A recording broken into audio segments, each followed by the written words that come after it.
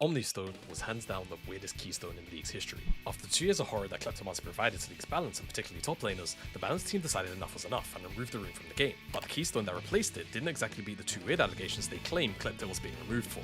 On patch 9.23, prototype Omnistone was introduced to the game and would grant the user access to any keystone except for Unsealed Spellbook, Guardian, and Aftershock if you couldn't proc it for 40 seconds.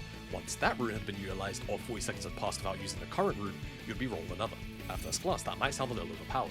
How can having access to all of these strong keystones be balanced? Well, the RNG helped balance that a little bit, but the designers also thought about that too. Omnistone had a smart keystone chance selection system which would see the user be granted certain keystones with a higher percent chance depending on your circumstances in the game, and it was very clever. We won't go through the whole list shown on screen right now, but I wanted to highlight how simple but effective some of them were, including Glacial Augment if you had an item active with a slow, Fleet if you were low health and below level 9, and Conqueror if the user and another nearby enemy champion were high health.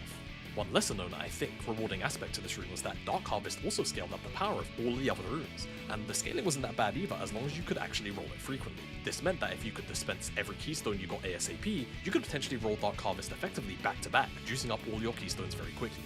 While the idea of Omnistone was interesting at worst, it saw very sporadic use because by the time it was released, most champions in the game had figured out their ideal rune setups and so weren't really that interested in sacrificing always having their best rune in trade for sometimes having it with other keystones.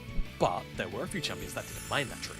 Riven, Jax, and Camille were probably the most prolific users of the keystone as they all had ways to proc every rune quickly and efficiently, and while some were definitely better than others on these champions, there wasn't a keystone any of them hated using. However, this issue of most potential users having a strong core rune setup already would plague its popularity for the entire duration it would stay in the game. In its lifespan of 2 years, it was only intentionally changed twice. Once, a hotfix 2 days after its release, and the other, a few patches after to prevent you from spawning in the game with Conqueror or PTA. After that, it saw no changes for over 18 months, before it would be shelved for the introduction of First Strike.